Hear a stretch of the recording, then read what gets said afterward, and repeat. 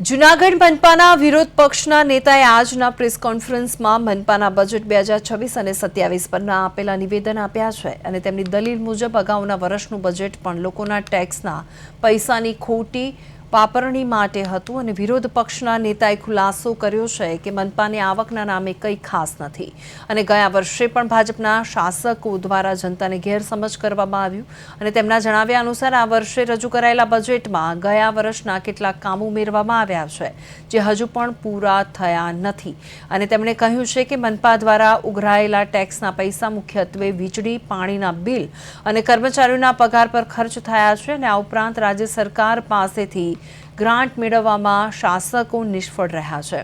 વિપક્ષે આ મુદ્દાને આગામી બજેટ બોર્ડમાં ઉઠાવીને શાસકોને ઘેરવાનો ઉલ્લેખ કર્યો છે।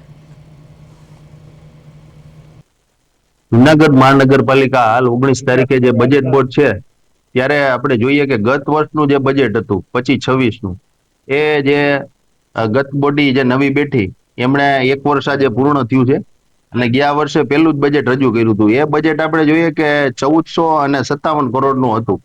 આપણે જોઈએ કે આ જે બજેટ હતું એ જૂનાગઢની જનતાને મોટા મોટા દીવા સપનો બતાવ્યા હતા। લોકોને 1500 કરોડની આસપાસનું 1450 કરોડનું બજેટ બનાવી અને મોટી માત્રામાં જનતાના ખીચા ખખેરી લીધા હતા। વેરો ઉઘરાયો હતો। એક બાજુ આપણે જોઈએ કે ત્યારે પણ 10 થી 11 કરોડ જેવો વેરો જનતા ઉપર નાખ્યો હતો। એને બદલે આપણે એની સામે આપણે જે આ વખતે આવક અને ખર્ચ જે છે એ અમે તમામ માગેલા હતા અને એ પ્રમાણે આપણે જોઈએ કે 300 રેવન્યુ આવક જે હતી એ 309 કરોડની અંદાજવામાં આવી પણ વાસ્તવિક રીતે 122 કરોડની જ આવક થઈ। એટલે માન અડધો 50% જેવી માન આવક થઈ। કેપિટલ આવક હોય 1147 કરોડ નથી એના બદલે 277 કરોડની જ થઈ। કુલ આપણે બંનેનું ગણીએ તો 1457 કરોડ છે એમાંથી 399 કરોડની જ આવક થઈ। એટલે આપણે જોઈએ કે મોટા ભાગના જે દાવાઓ છે એ પોકળ સાબિત થયા છે અને આ જે બજેટ છે એ ગયા વર્ષે જ ખોટું રજૂ કરવામાં આવેલું હતું અને જનતાને માત્ર મૂર્ખ બનાવવામાં આવેલી